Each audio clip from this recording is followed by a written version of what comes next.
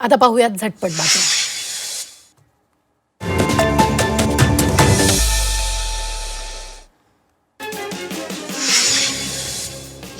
शिवसेनेचे मंत्री भरत गोगावले यांनी उपमुख्यमंत्री सुनेत्रा पवारांची भेट घेतलेली आहे। तर रायगडचं पालकमंत्रीपद मिळाल्यानंतर त्यांनी सुनेत्रा पवारांची भेट घेत त्यांचे आभार मानले।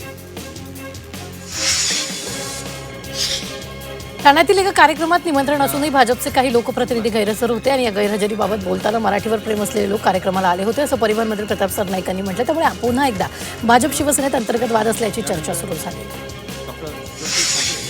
पालघर तहसीलदार कार्यालयावर आमदार विनोद निकुळे यांच्यासह उमरोळीकरांनी भव्य मोर्चा काढला। उमरोळी गावातील गट क्रमांक 308 ही जागा ग्रामपंचायतीची असून त्यावर सरकारनं कोणताही हक्क दाखवू नये या मागणीसाठी हा मोर्चा काढला। या मोर्चात मोठ्या प्रमाणात महिला आणि मुलांनी सहभाग नोंदवला। राज्यातील गूळ उद्योगाला स्वतंत्र कायद्याच्या चौकटीत आणण्याच्या हालचालींना वेग आलाय। साखर आयुक्तालयानं कायद्याचा मसुदा शासनाकडे पाठवला। शासनानं काही दुरुस्त्या सुचवल्या असून यावर या आठवड्यात बैठक होणार। राज्यातील मुदत संपलेल्या 20 जिल्हा परिषदा आणि त्याअंतर्गतच्या 211 पंचायत समित्यांची सार्वत्रिक निवडणूक येत्या डिसेंबर किंवा जानेवारी 2027च्या आधी होणार नाही असं चित्र आहे। तर केंद्रीय निवडणूक आयोगाने दिलेले निर्देश आणि सर्वोच्च न्यायालयाने एका प्रकरणात दिलेला निकाल लक्षात घेता किमान 5 ते 6 महिने ही निवडणूक होणार नाही अशी स्थिती आहे। ठाण्यातील मानपाडा परिसरातील जमीन विकास आराखड्यातील आरक्षणातून मुक्त करण्याचे आदेश मुंबई उच्च न्यायालयानं पालिकेला दिले। संबंधित जमिनीचे संपादन न करता किंवा विहित मुदतीत आवश्यक कारवाई न करता ती जमीन अनिश्चित काळासाठी आरक्षित ठेवता येणार नाही असं न्यायालयानं हा आदेश देताना स्पष्ट केलं। राम मंदिरातील देणग्या अपहार प्रकरणी विशेष तपास पथकानं वेगानं तपास पूर्ण करावा आणि निष्कर्ष काढावा असे निर्देश न्यायालयानं दिले। त्याचबरोबर या प्रकरणी केलेल्या तपासातील अहवाल बंद लिफाफ्यात सादर करण्याचे आदेश एसआयटीला देण्यात आले। तुळशी टनेल बोरिंग मशीनद्वारे गोरेगाव मुलुंड जोड रस्त्याच्या 5.30 किमी दुहेरी बोगद्याचं खोदकाम सुरू झाले। प्रकल्प पूर्ण झाल्यावर पूर्व पश्चिम उपनगरातील प्रवासाचा वेळ 29 मिनिटांपर्यंत कमी होणार। हडपसर ते पुरंदर विमानतळादरम्यान सुमारे 10 किमी दुहेरी बोगदा प्रस्तावित आहे। दिवे घाटाखालून जाणाऱ्या बोगद्यात मेट्रो आणि वाहनांसाठी स्वतंत्र मार्ग असेल। तर प्रकल्पाचा आराखडा महामेट्रो तयार करणार आहे, मात्र अंमलबजावणी कोण करणार याबाबत अद्याप स्पष्टता नाही। कल्याण बदलापूर दरम्यान 3ऱ्या आणि 4थ्या रेल्वे मार्गिकेचं काम 52% पूर्ण झाले। सुमारे 1510 कोटींच्या या प्रकल्पातील दोन्ही मार्गिका 2028 मध्ये सेवेत आणण्याचं नियोजन असून त्यामुळे लोकल प्रवास अधिक वेगवान होणार आहे। मुंबईत मराठी न बोलणाऱ्या रिक्षा टॅक्सी चालकांवर आजपासून कारवाई होणार आहे। मराठी न आल्यास तात्काळ लायसन्स रद्द होणार नाही। मराठी न येणाऱ्या वाहन चालकांना परिवहन विभाग 1 महिन्याची नोटीस देणार आहे। त्यानंतर मराठी न आल्यास 3 महिन्यांसाठी चालकांचा परवाना निलंबित करण्यात येईल।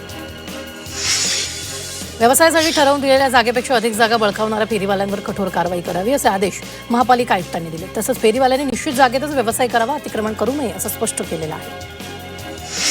मुंबई महापालिकेच्या सभा आणि समित्यांचे अहवाल आता नगरसेवकांना मोबाईलवर PDF स्वरूपात ऑनलाईन उपलब्ध होणार आहे। यासाठी डिजिटल मीटिंग मॅनेजमेंट सिस्टम विकसित करण्यात आली असून सुमारे 42.77 लाख रुपये खर्च होणार। त्यामुळे छपाईचा मोठा खर्च वाचणार आहे।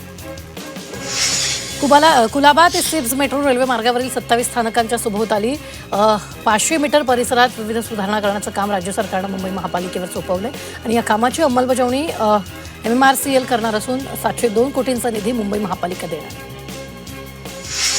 मुंबई महापालिकेने 244 कोटी रुपयांचा प्रकल्प हाती घेतलाय। पाणी गळती आणि दूषित पाण्याची समस्या दूर करण्यासाठी हा प्रकल्प हाती घेण्यात आला। प्रत्येकी 6 वॉर्डात जलवाहिन्यांची दुरुस्ती, सेवा जोडण्याचं नूतनीकरण आणि झडप कक्षाची कामं केली जाणार। बेशो बसगाड्यांची संख्या कमी झाल्यानं मुंबईकरांना बससाठी 45 ते 50 मिनिटं प्रतीक्षा करावी लागते। होलेक्ट्रा कंपनीकडून अपेक्षित बस वेळेत दाखल न झाल्यानं प्रवाशांना मोठा त्रास सहन करावा लागतोय। सध्या बेशच्या ताफ्यात 2741 बस आहेत।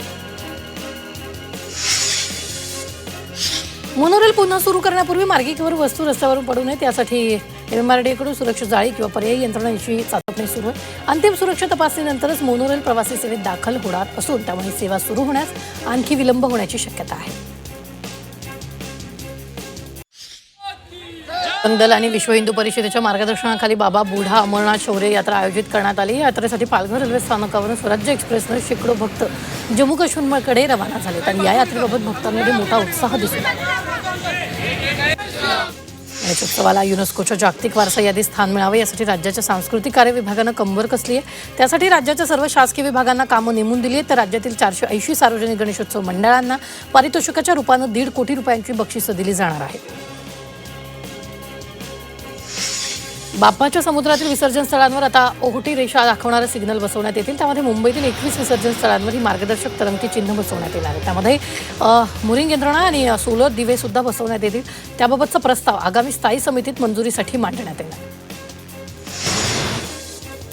भारताची बॅडमिंटनपटू पी.व्ही. सिंधूनं वर्ल्ड बॅडमिंटन चॅम्पियनशिप स्पर्धेच्या महिला एकेरीत विजयी सलामी दिली आहे. सिंधूनं आयर्लंडची बॅडमिंटनपटू सोफिया नोबेलवर एकतर्फी विजय मिळवलाय. सिंधूनं ही लढत 21-9, 21-13 अशी जिंकत स्पर्धेच्या पुढील फेरीत प्रवेश केला. वर्ल्ड बॅडमिंटन चॅम्पियनशिप स्पर्धेत भारताच्या आयुष शेट्टीनं विजयी सलामी दिली. आयुषनं सलामीच्या लढतीत चीनचा अग्रमानांकित बॅडमिंटनपटू श्री युकीला पराभवाची धूळ चारली. आयुषनं ही लढत 21-14, 13-21, 21-19 असं सरळ 3 सेट्समध्ये जिंकत स्पर्धेच्या पुढील फेरीत प्रवेश केला. वर्ल्ड बॅडमिंटन चॅम्पियनशिप स्पर्धेत भारतीय महिला बॅडमिंटनपटू गायत्री गोपीचंद आणि ट्रिसा जॉलीनं महिला दुहेरीत विजय सलामी दिली. गायत्री आणि ट्रिसा या भारतीय जोडीनं स्पेनच्या महिला बॅडमिंटनपटूचं आव्हान 3 सेट्समध्ये परतावून लावलं. गायत्री आणि ट्रिसानं सलामीची लढत 21-9, 21-13 अशा शानदार विजय मिळवत स्पर्धेच्या पुढील फेरीत धडक मारली. केंद्रीय क्रीडा मंत्रालयानं राष्ट्रीय पुरस्कार 2025 जाहीर केलेले. यामध्ये खेळाडू तेजस्विनी शंकर, बुद्धिबळपटू विदित गुजराती आणि दिव्या देशमुख तसंच बॅडमिंटन जोडी गायत्री गोपीचंद आणि ट्रिसा जॉली यांची अर्जुन पुरस्कारासाठी निवड करण्यात आलेली आहे.